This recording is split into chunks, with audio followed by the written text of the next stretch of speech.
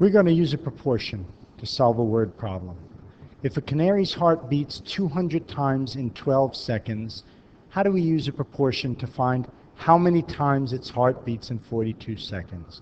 Well, we think of how many times as the question that we have to answer, so that's our variable. For the first ratio,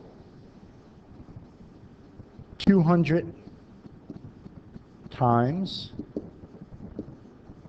in 12 seconds equals X, or how many times in 42 seconds.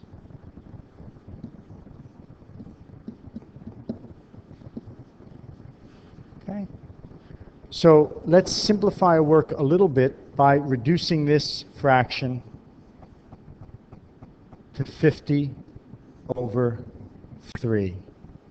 And that equals X over 42. So we get 3X equals 2100. That's 50 times 42. 3X equals 50 times 42. Then we divide both sides by 3, and we get X equals 700. Does that make sense?